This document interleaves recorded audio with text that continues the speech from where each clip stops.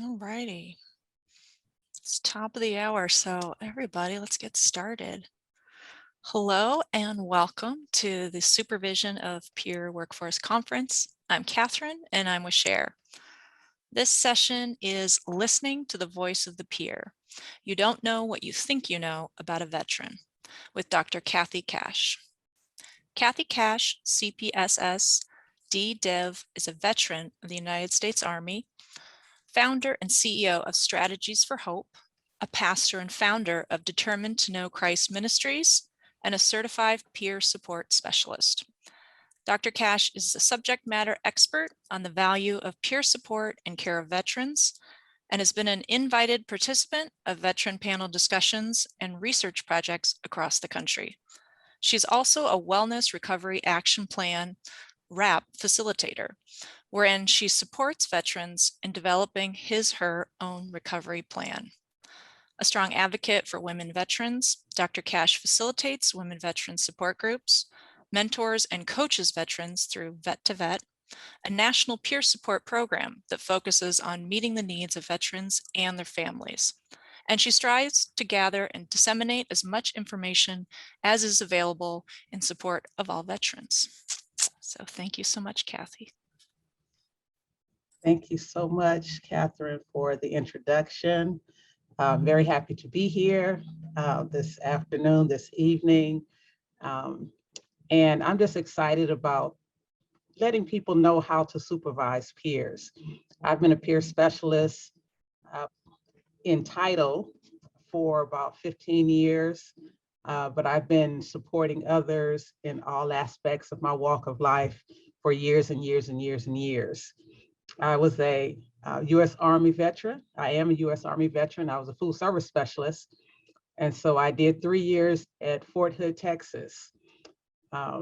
Did my basic training at Fort Dix, New Jersey, which nobody who's from LA wants to go to Fort Dix, New Jersey, especially in the wintertime. So that was how I started my military career. But I enjoyed some parts of it, and some parts, of course, it wasn't as great. And that led me to look more into becoming a support for other veterans. So let me get my presentation on the board here.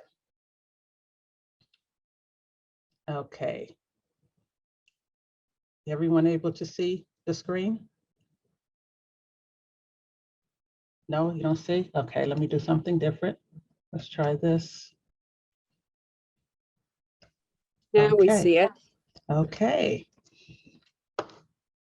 So to this presentation is entitled Listening to the Voice of the Peer. You don't know what you think you know about a veteran. In the peer world, oftentimes peers are supervised by non-peer specialists.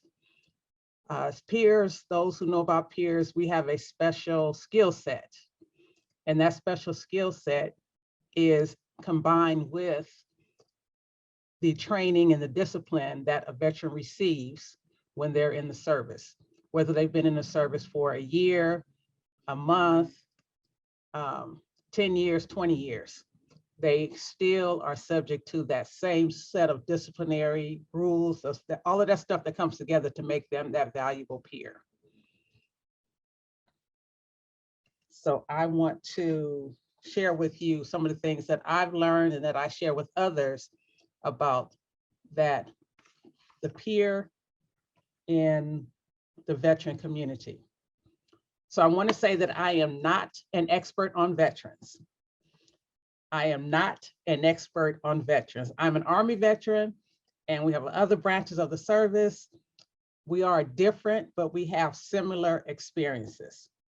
So I'm gonna say again, I am not an expert on veterans. So I really enjoy the fact that as a peer, I can take my military experience and share it with others who are veterans, who are going through the same things that I've gone through, which is the basic definition of a peer. So in this presentation, we're going to look at these 4 objectives. We're going to identify the unique role of peers in the veteran community. We're going to explore the role of the supervisor of a peer. We're going to address peer drift, And then we're going to define ways that the supervisor can provide support to the peer.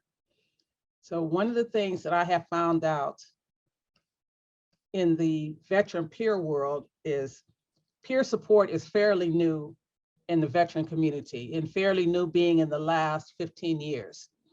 President Obama put a directive in while he was in office to hire 800 peers and 1,100 peers. And these peers were thrown out into the community, thrown out into the VA. They became a part of a veteran's life. But unfortunately, many of the teams did not know how to adjust to a peer. So the peer was given a whole lot of other duties other than being able to use their peer specialist talents and skills. So let's look at the first thing. What does a veteran look like? What does a veteran look like? Before I move forward, do we have any veterans in the audience? Do we have any veterans here today? You can either unmute yourself and say you are, or put it in the chat. Okay, Martin, I have a thumbs up. What branch of service, Martin? I was in the Marines. All right, Semper Fi. Thank you. That's right. Thank you for your service. Thank you too. Any other veterans? All right. Well, what does a veteran look like? What does a veteran look like?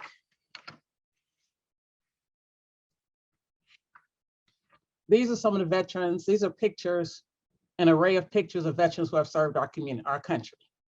So we have the retired veterans, we have Vietnam era veterans, we have the World War II veterans, we have veterans who've been hospitalized, veterans who are homeless, veterans who are trying to reintegrate back into the community, veterans who are in the hospital bed. We have an array of veterans. And these veterans are able to get the support of peers who have been in the same place that they've been or similar experiences. So what does a veteran who is now a peer look like now and or before becoming a peer? Those same veterans that were once homeless, that were once in the hospital, that were dealing with their own mental health issues or trauma issues in groups, those same veterans are now peers. And what makes that a valuable piece is because we bring our experience. And that's the kind of experience that you can't get out of a book. So if you can take a couple of minutes, when you think about a peer, based on what I just said and some things that you may know, what makes a peer who is a veteran unique? What do you think makes a peer who is a veteran unique? You can either drop it in the chat or unmute and share it.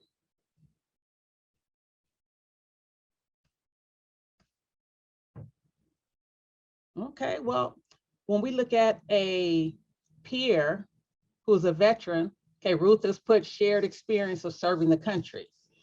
That's a piece of pride. When we stood in that classroom with the American flag and raised our hand and said, we solemnly affirm that we will protect this country, we all have that common thread. And it means something when you do that as opposed to someone who has just seen it or has just read about it. You have something special within you that makes you unique. And as a peer who gets to take that experience and share it with other veterans, then you're able to truly use your skills as a peer. So we also have in the chat that they may have been in combat. Veterans who have been in combat, again, another unique piece that one who has not been in combat or even a civilian does not have. Understanding how chain of command works, that's definitely a plus. In the military, you went through the chain of command for everything. You didn't jump chain. If you jumped the chain, you were sent back to the way that you were supposed to do it. So we as peers who are veterans, we understand that there is a chain of command. Now, if you're wondering, how do you find out about these unique qualities? How do you find out about these characteristics of veterans who are supporting peers? You talk to the peer. You can talk to the peer. When you talk to the peer, you'll hear what the peer has to say. Okay, if you go from beginning and top left.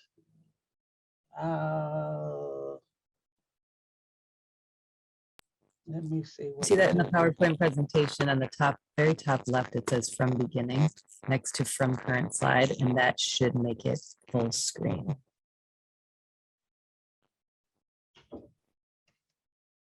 No, that wasn't it.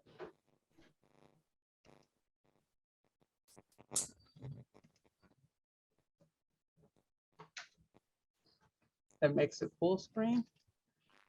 Yeah, on the actual presentation itself, do you see that little thing that says from beginning, and it has a little green arrow, green play arrow underneath file? It's in the orange part, not in the blue part. Okay, so we're back on the actual presentation. Yeah, right there. Go down one more. Yeah, just line. Okay, from beginning. Yep, try Yes. that one. Yeah, try that. That's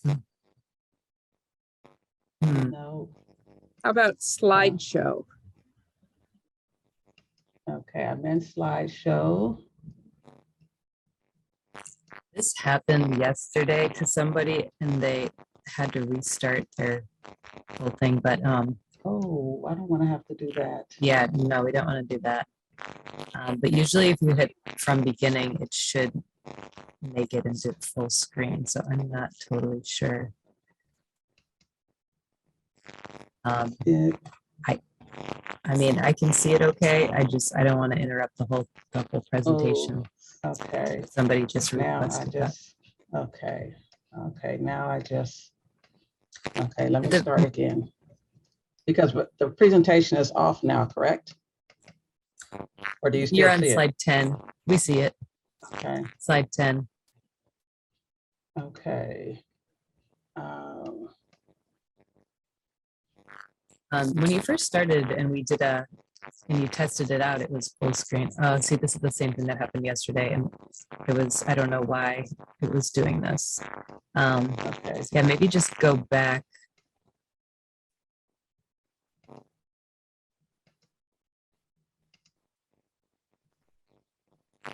I don't know if that's What do you see on your better. screen?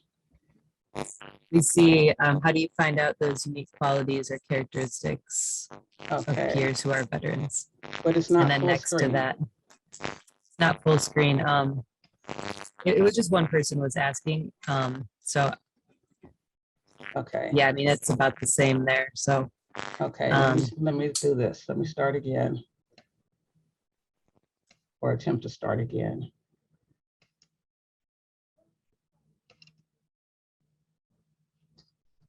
Slideshow. that was a bit bigger. That was a bit better. The last thing that you just did. Okay. So you see one presentation now? You see one slide? I see two, like, it looks like the same slide, but one is bigger than the other.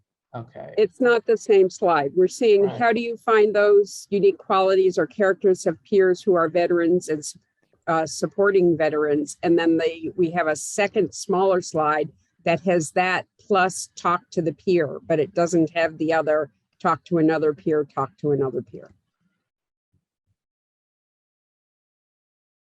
Okay. That's better. That's great.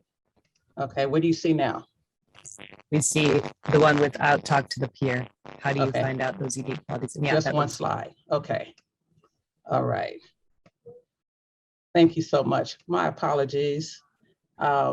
We will move forward. Okay. So finding out those unique qualities. And how do you do that? You talk to the peer. When you talk to the peer, when you talk to that veteran who is supporting other veterans, you get to find out, what do you bring to the table? And when you ask that question, that's where you find out what qualities, what characteristics they have. Because oftentimes the peer who is a veteran will talk about their experience. They will talk about what they went through. They will be able to share they'll be able to share things that they can do to support their fellow veterans. But you talk to the peer, and then you talk to another peer, and then you talk to another peer. So as a supervisor, you want to continue to talk to peers because you're going to get different viewpoints from different peers.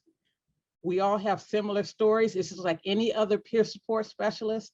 We have the lived experience that it comes to us through our experience in the military, through being yelled at, being traumatized, being uplifted because someone has done something great, the discipline, all of that gives us those unique qualities and characteristics that make us, as a veteran, a good peer support to another veteran.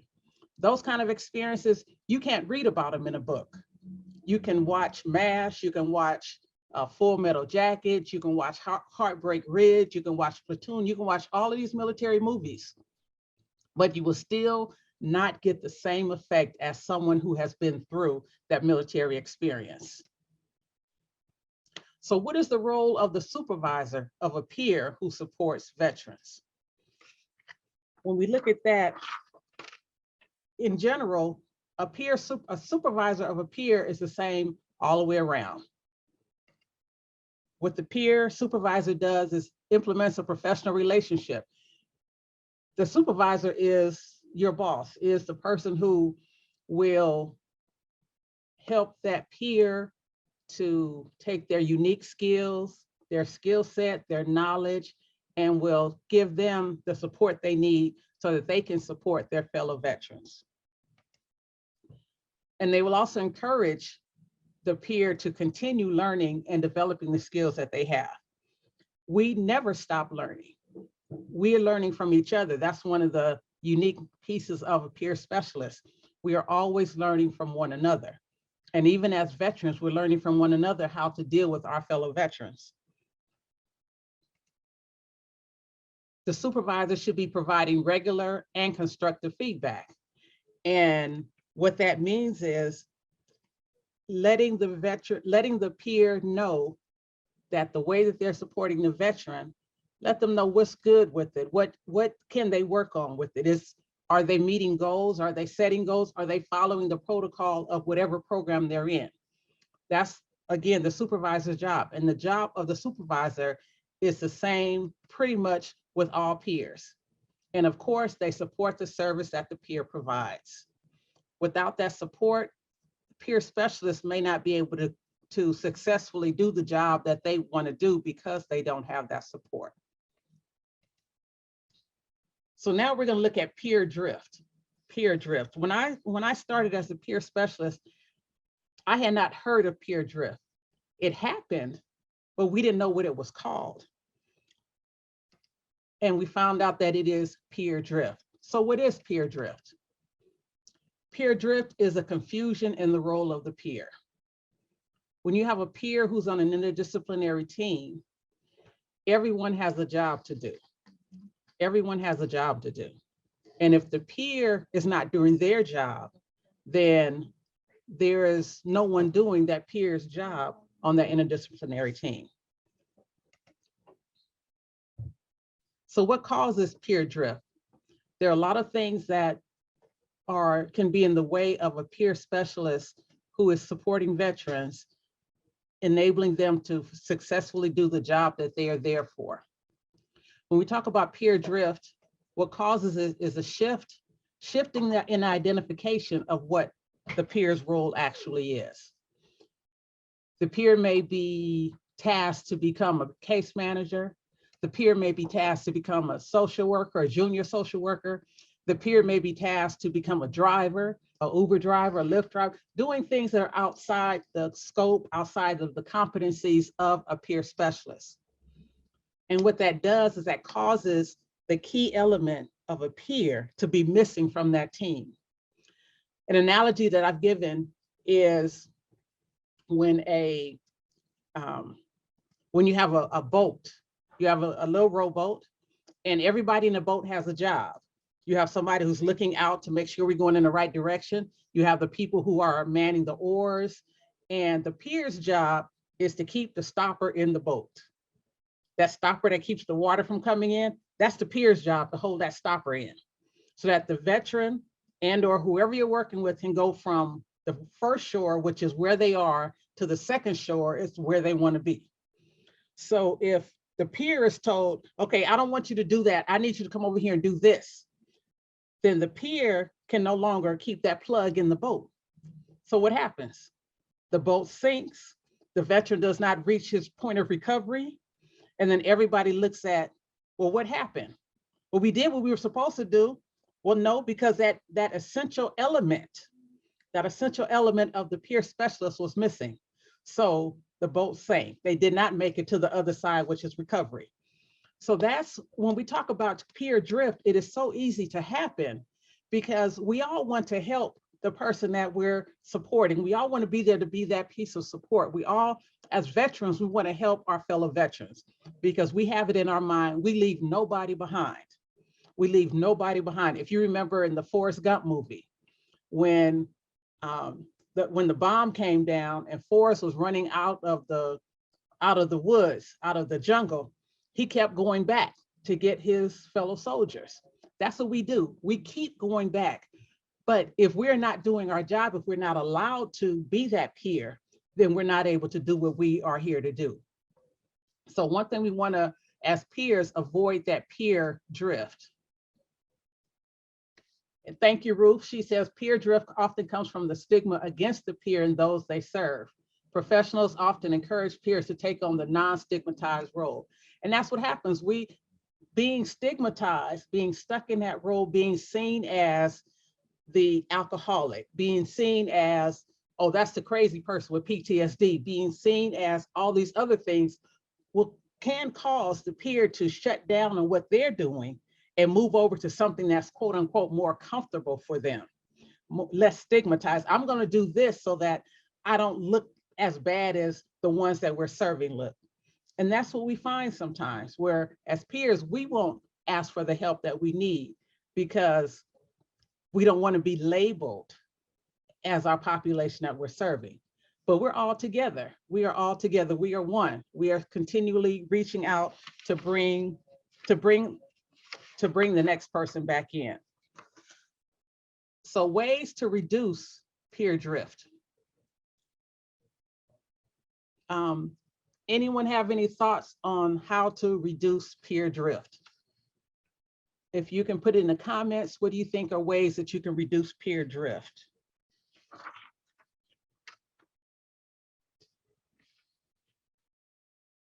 Let's see what we have. Because peer drift is real. It's alive and well on interdisciplinary teams. And because it is, we miss out on supporting the veteran in the way that we can support the veteran. So when we look at ways to reduce peer drift, educate others on the team about evidence-based peer services. That's absolutely right. That's a great one. Evidence-based. Peer specialists, and we all, as peers, we know this, that we are evidence-based. It has been shown, when we look at the veteran world, it has been shown that peers who are veterans with a lived experience are able to relate with other veterans coming through the system, simply because we start off the conversation, what branch of service were you in? And then if depending on which branch of service, sometimes it's the only one, the Army, right? Okay, other times someone will say, well, I was a Marine Corps. And then I would say, I'm sorry, you didn't know. And then that builds that camaraderie, that gets us comfortable with each other. Thank you, Leslie. Ensuring that peer support has a duty statement, just like fellow colleagues. Yes, we're making sure that we know what it is that we're supposed to do and sticking to it. So these are some ways to reduce peer drift.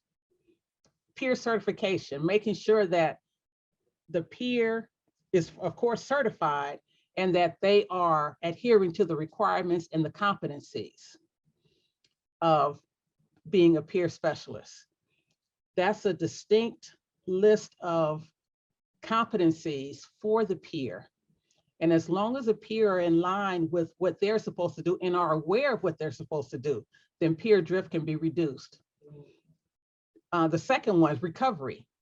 Discuss how to maintain the peer role that is recovery oriented.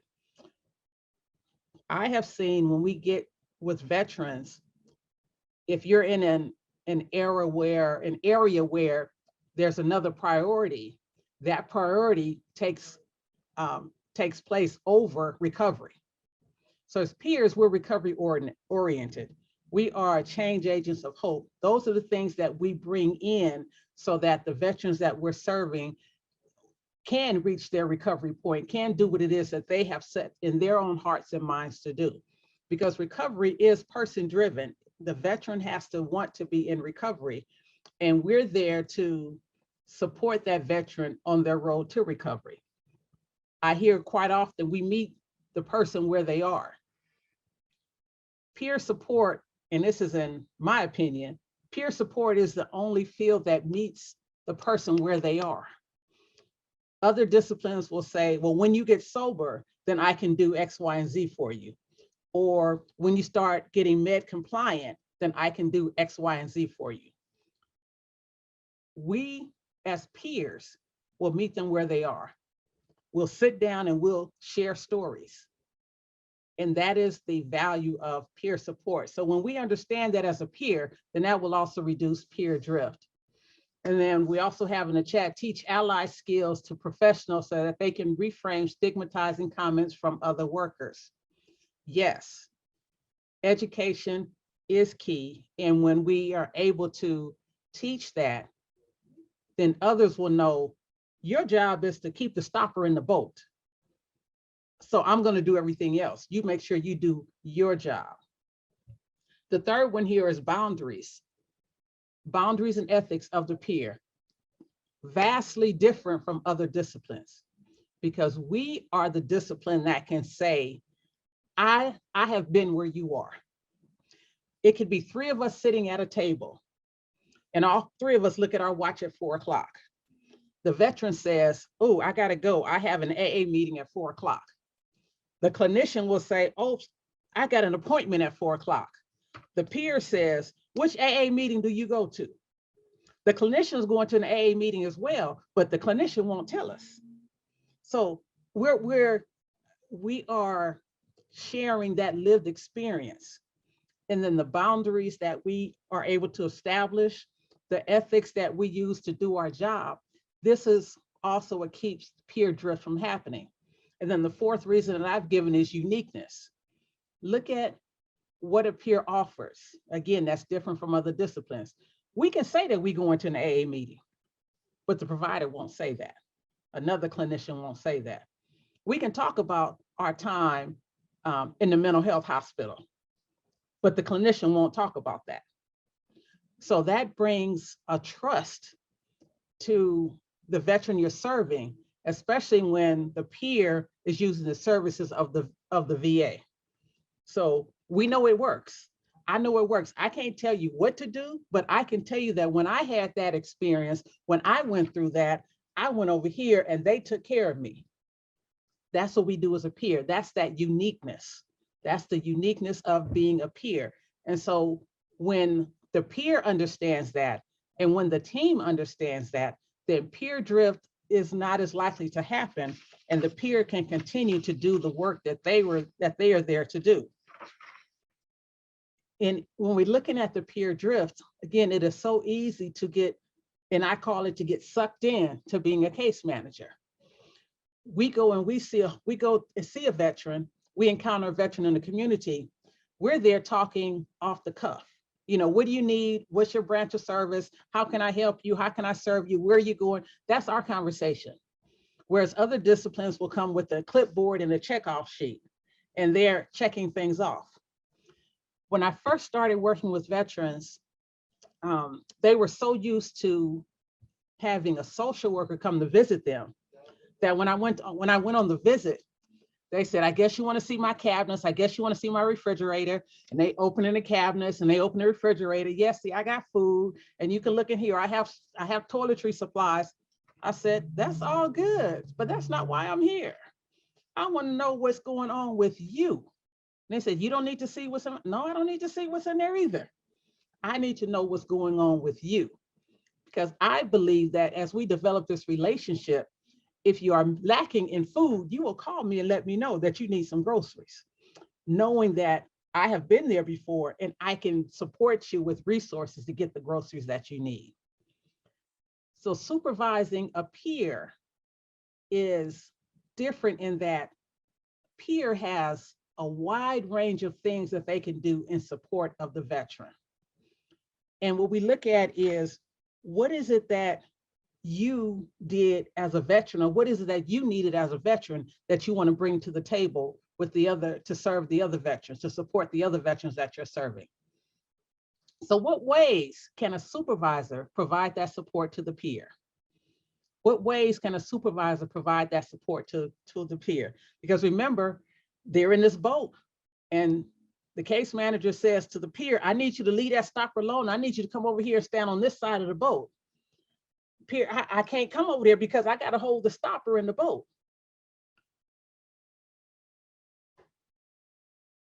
So what is the supervisor to do?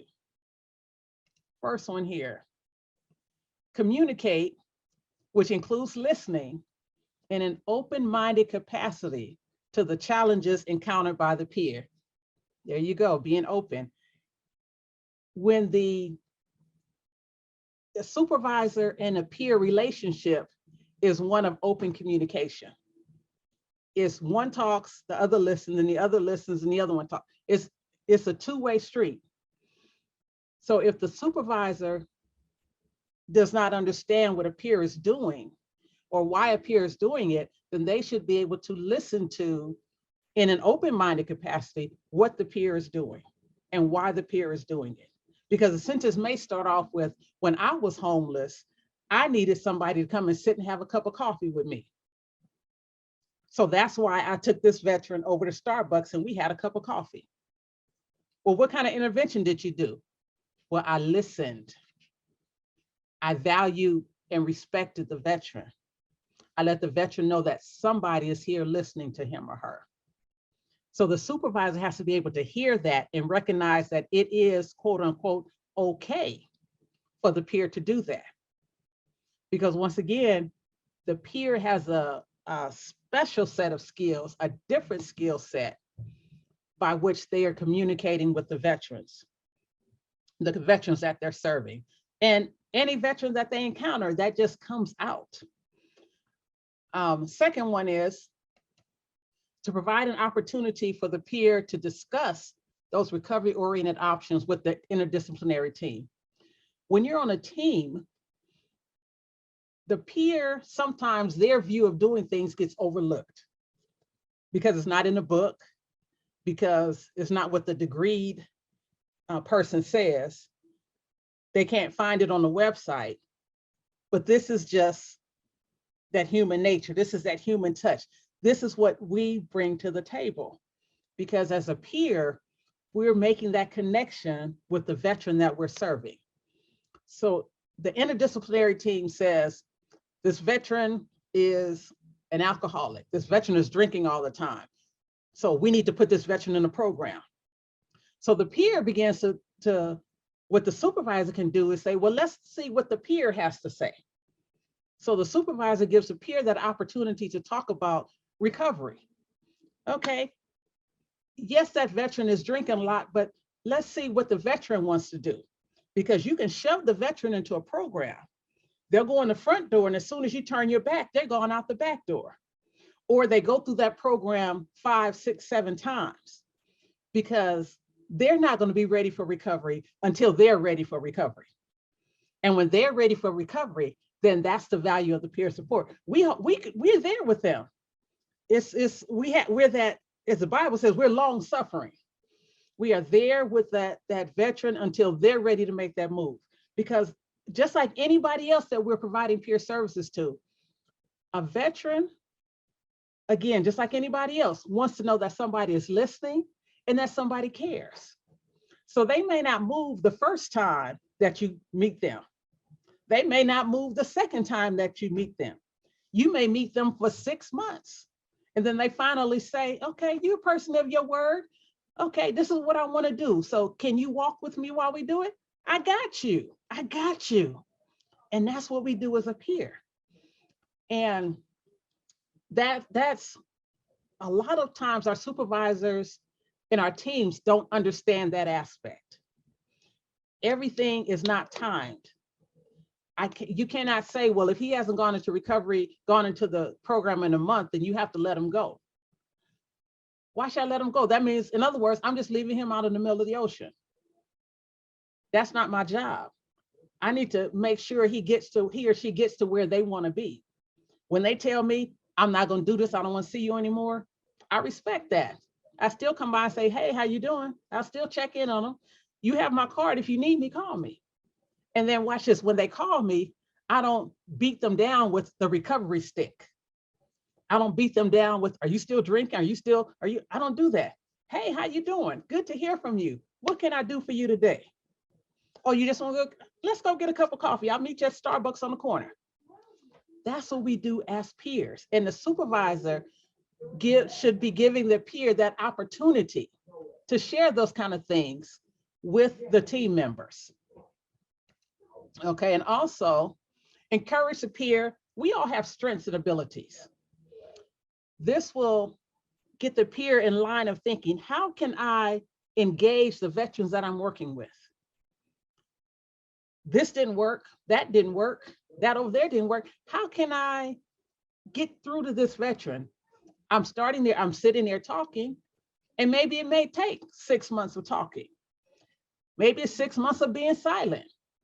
I'm just gonna show up because I told you I'm gonna show up. I told you I'm gonna be there on Friday at 10 o'clock. I'm bringing a cup of coffee, we're there. We may not say anything, but that the supervisor is encouraging me as a peer to look into myself and see what strengths and abilities that I have so that I can be successful in engaging with this veteran. And then providing training, we heard this before, providing training to the staff about the non-clinical role of the peer. We're not diagnosing anyone. We can talk about the symptoms, we can talk about the behaviors in relation to how they're affecting us, meaning I went to see the veteran was yelling at me and throwing things at me. I'm not diagnosing the veteran, I'm just sharing that behavior. But then here you come with the clinician that says, so what is that? Is that schizo? Is he bipolar? What's going on? I don't know anything about that because that's not my lane. That's not my lane. I just know that when I went to see the veteran, yesterday we were fine. I called and made the appointment. I went today and he was angry about something. So we had an opportunity to sit and talk or sit in silence, whatever the case may be. But the veteran knows that somebody is there who wants to listen, who cares, who is interested in that person's well-being. And that's what we are as peers. I'm not telling a veteran what to do. I'm not saying this is what I did, so you need to do it too, because I'm walking in those same shoes. You're not walking in the same shoes. They may be similar, but they're not the same. So I can share what I went through. I can share how I felt. You may, as the veteran, relate to what I'm saying, or it may miss you totally. But you're hearing me and you see that I am listening to you. That mutuality, that respect, all of that is important in this peer relationship. And as a supervisor, that is what the supervisor brings to the table so that the peer can feel supported on their team. So we've come to the end. We've come to the end. We've identified the unique role of peers in the veteran community. We come with that discipline. We come with knowing the chain of command and knowing how important the chain of command is.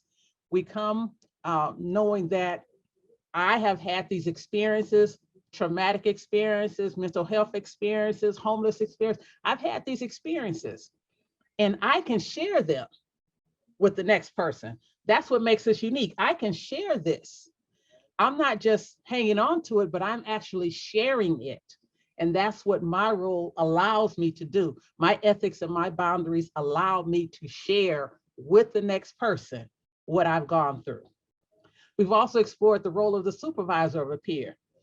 recognizing that supervising a peer who's a veteran, it's not much different than supervising a peer who is in a mental health program or is in a homeless program. It's just being able to give that peer the opportunity to do what the peer is supposed to do, being able to be aligned with their competencies, being able to know what it is that they're supposed to do and having the freedom to do it. And then we address peer drift.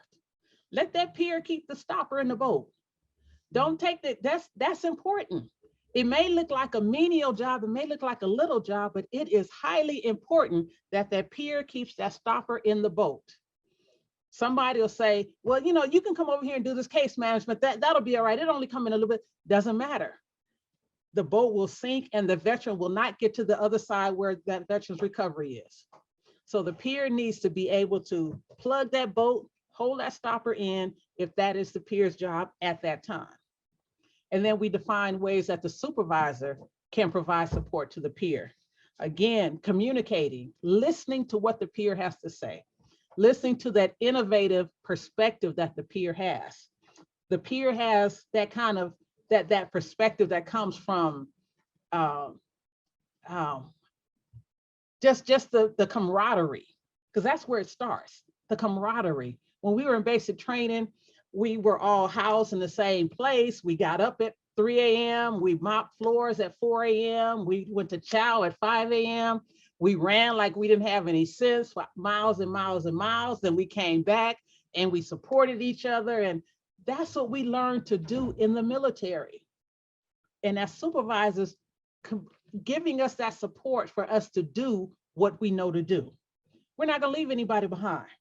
We're going to do all that we can to support that veteran on their road to recovery, in their journey. And it doesn't just stop because somebody says he's cured or she's cured or they're fine. The recovery does not stop there. So that's where our ethics and boundaries come in, because we have to know where that relationship is and know how to get that veteran to the resources and the further support that they need, because we leave nobody behind. I may not be able to take you all the way to the other side of recovery, but I can get you to somebody who can. So let the support that we receive from our supervisors allows us to do that. So are there any questions?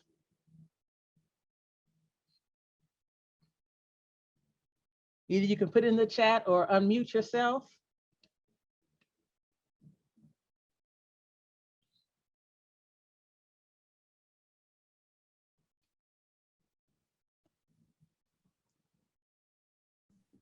Thank you, Ruth. I guess my question is how difficult was it for the armed services to integrate peers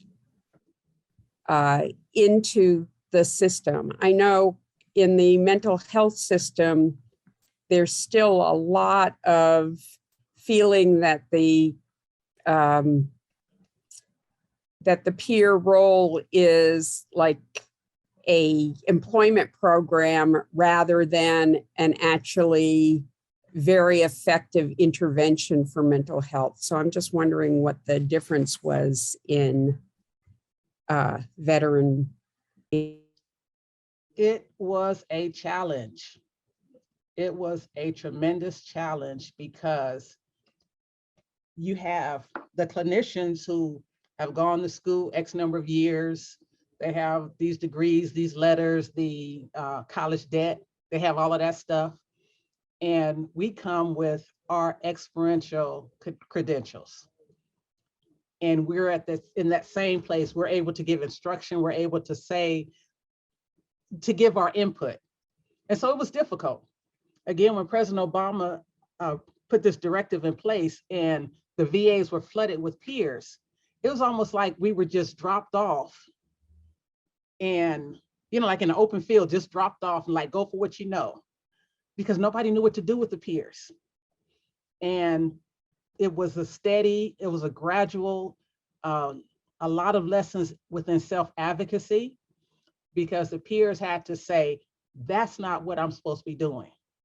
I'm supposed to be doing this, or take that innovative way to take what they were given to do and turn it into a peer encounter. So like, for example, there was time when we were Uber drivers. We call it Uber drivers. No disrespect to Uber, but anytime anyone needed a veteran move from place to place, they would call the peer to go and transport this veteran.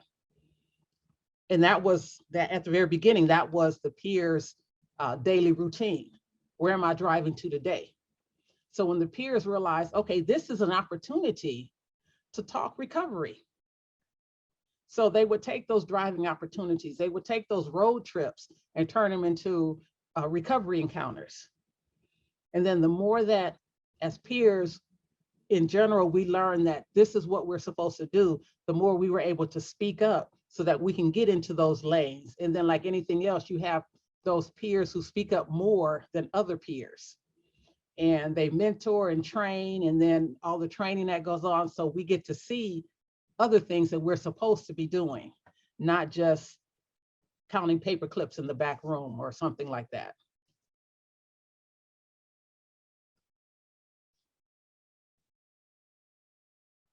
So I hope that answered your question, Ruth. Thank you so much.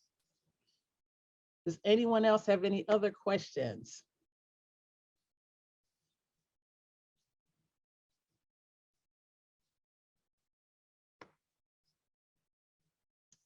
Okay. Thank you, thank you, thank you.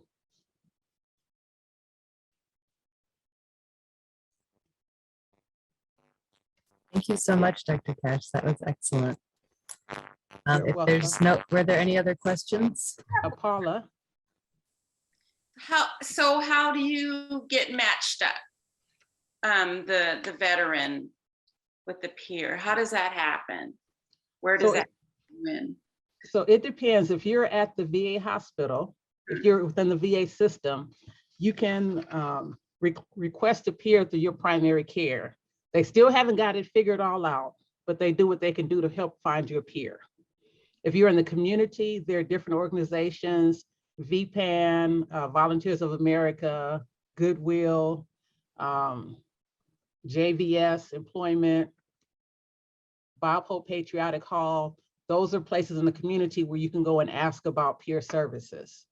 That was a nice list. Can you put that in the chat? Okay, I'm yes. feeling I'm feeling like I have this information and I want to put it to use now because people are coming to mind that I feel could benefit from this this new information that I've been given. And yes, peers in the VA are the best kept secret. Yeah. They're the best kept secret. Thank you. You are welcome. You are welcome. How well does the VA or what do they do to let people know to request a peer? How does that word get out? Because one of the problems we have with Department of Mental Health is that you can request a peer, but nobody knows that you can. Right. And just platforms like this and just meeting, going to events, just spreading the word. It's one of those things that's written in tiny print somewhere, because when you ask, they'll say it's in writing, but it's somewhere. So just like everything else that I personally have found out, 90% of the stuff that I found out that I'm entitled to that's available, I found out from another vet. And that's what we do, we share information. And there are a lot of peer specialists that are being trained and being rolled out. Loyola Marymount University has a vet to peer program. And vet to peer. And they are now recruiting for an upcoming class. For upcoming classes, they have classes online and then they also have classes in person. So being able to just flooding everywhere we can with knowledge of peer specialists. Because I'm involved with the American Legion, with the Los Angeles Veteran Collaborative, Vet to Vet, and a bunch of other things, bunch of other places. I just go, I show up, and I tell everybody what I can tell them about veterans. And again, my passion is women veterans, because when I got out of the service, I was told I was not a veteran because I didn't do combat. That's not an uncommon story, but, and unfortunately, it's not an uncommon story. I wish I was the only one told that, but there are thousands of women who were told they're not veterans because they didn't do combat or they didn't serve a certain amount of time, even though they did. So several women were told erroneous things, and they said, okay, fine, I'm gonna leave the VA alone. So they've gone into hiding. I call them undercover vets.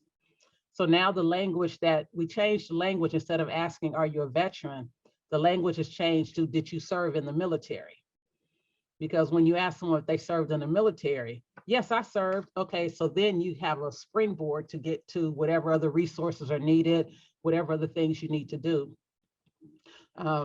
Because if no one tells you, if they do not tell you that they served in the military, then you do not know, unless somebody else knows. And so often people don't know that others served in the military until their funeral.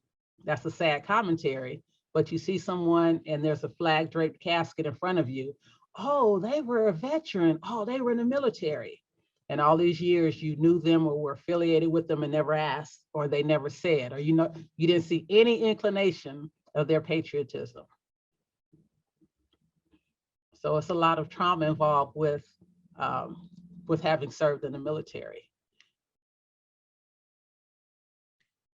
Can you speak about your ministry? So for over 25 years, I've been involved in ministry. When I came back from the service, I went to school and then started taking classes. I became a licensed and ordained evangelist and minister, and now I'm a pastor. I pastor an online ministry, Determined to Know Christ Ministries, because in the pandemic, when people were shut off from churches, that consistency needed to happen. So being a peer is also part of my ministry. I reach out to churches so that they can connect with the veterans in their congregation, any faith-based organization, veterans in their congregation, and also veterans who are family members of those in their congregation. Because as it was asked before, how do veterans find out that peer services are available? We're trying to hit every pathway we can to get this information out. But I teach Bible study every Thursday night. I'm on Facebook. I'm on LinkedIn. I have a podcast that's entitled Change Your Focus and Live Life. And that's a motivational podcast, because a lot of things that we go through, if we just change what we're focusing on, we could get past it and be okay. In marriage counseling, for example, when I counsel a couple who's arguing, and she's telling me, well, he don't do this and he don't do this. I said, okay, so when he doesn't do that, what do you do? What can you do? So let's focus on what you can do.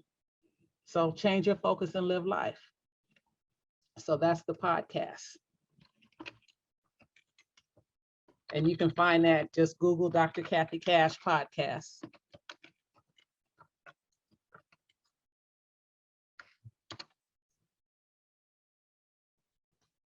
So thank you for those questions, Paula. Any other questions?